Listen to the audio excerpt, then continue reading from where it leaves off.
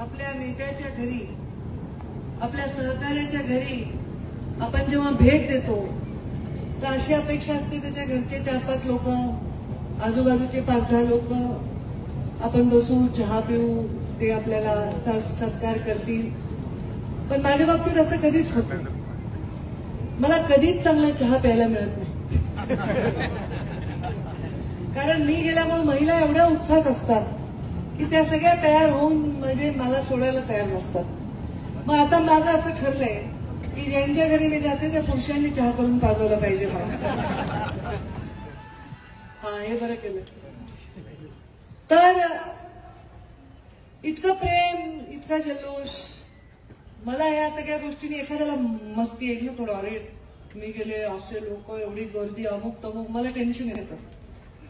मला वाटतं बाबा मी एवढ्या लोकांच्या अपेक्षा कशा पूर्ण करू, खूप टेन्शन येतं मला. बोलू दे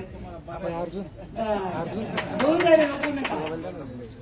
आता मी म्हणायच्या आधीच ते म्हणले मला की ताई आम्हाला काही अपेक्षा नाही, तुम्हाला बघायला भेटलं हीच आमची अपेक्षा. ह्याच्याने मला अजून टेन्शन येतं. कारण दुसऱ्या राजकारण्याकडे काही बाबा काम असेल, बदली असेल, फंड असेल, मला तर नुसतं बघायचीच अपेक्षा आहे. बरं, बघायची अपेक्षा म्हणजे सकाळी 7 वाजता तोंड मी आरशात पाहिल्यावर रात्री 2 वाजेशिवाय बघतही नाही. त्यामुळे आता मी अशीच आहे बघा. आता मला बघावं का वाटतं रे तुम्हाला?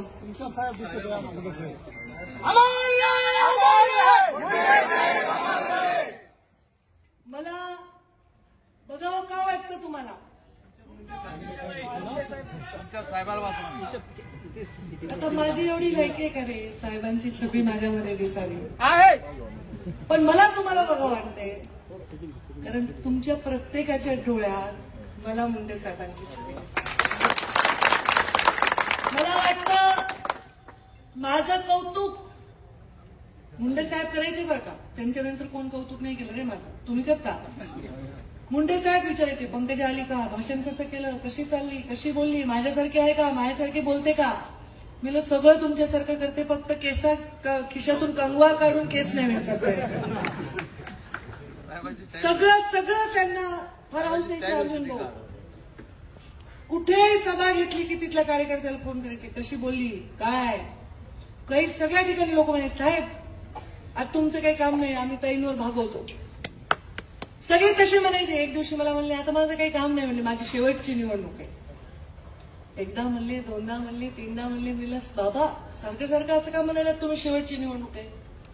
तर मला म्हणले, ज्या हातात समाज म्हणजे जात नाही बरं का, जात नाही, इथे सगळ्या जाती धर्माचे लोक आहेत. ठीक आहे, माझे पाहुणे रावळे असतीलच, आता ज्याचं त्याला प्रेम असतंच आहे, जात नाही ती जात, पण जातीवादी नाही आलो. जात नाही, समाज म्हणजे ज्या समाज ज्या हातात द्यायचा आहे ते हात तयार झाले. आता मला काही टेन्शन नाही, मी माझा पुढची निवडणूक लढणार नाही, मी रिटायर होणार आहे, मी तुझ्या घरी येऊन राहणार आहे, तू म्हणणार म्हातारा खोकायलाय, मला त्रास झाला, अशी गंमत करायची माझी. आणि मला ती सेवाच करायला नाही मिळाली.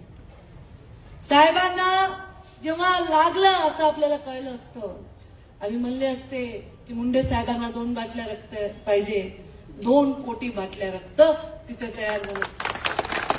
तर संधीच नाही मिळाली, संधी नाही मिळाली.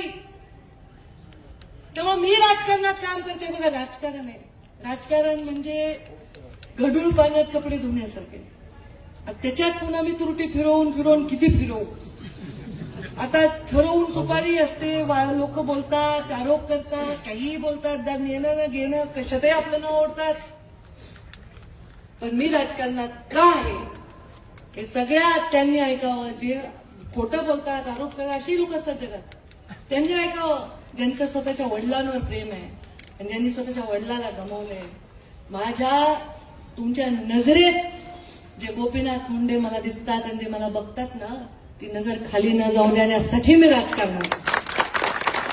मी नुसती गोपीनाथ मुंडेंची मुलगी म्हणून तुम्ही जमला नाही, माझं मत आहे. खरं आहे का खोटं माहित नाही.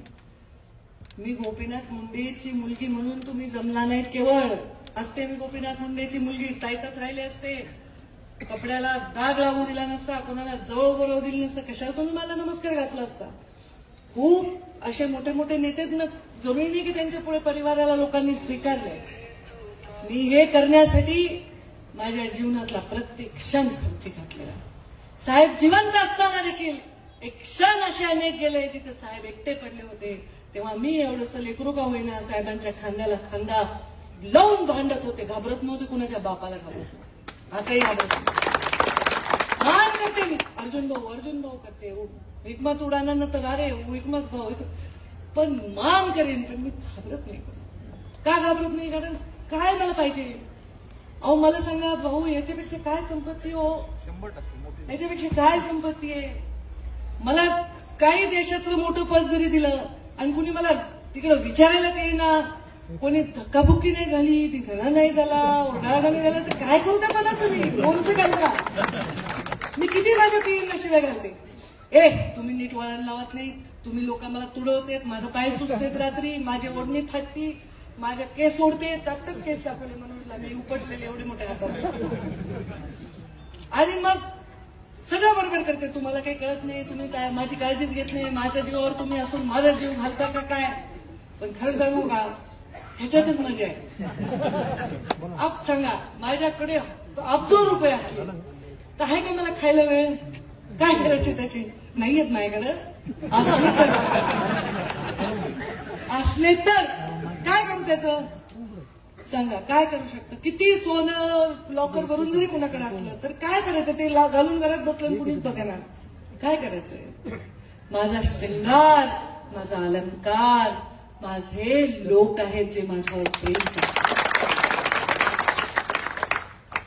का आता 45 वर्ष झाले मला पूर्ण.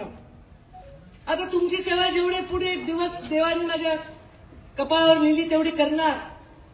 पण तुम्हाला पोरांना, आपल्या नातवांना सांगावं वाटतंय, हे बघा, ही आपली पंकजाताई. मला ज्या घरात मी जाते, छोटी पोरगी असली की ते म्हणतात, ताई हे बघा ही पंकजाताई व्हायची म्हणती. ह्याच्यातच समाधान आहे रे, काय पाहिजे अजून? अगदी चांगली नसते तुम्ही म्हणताल का तिला करा माझ्यासारखं म्हणून?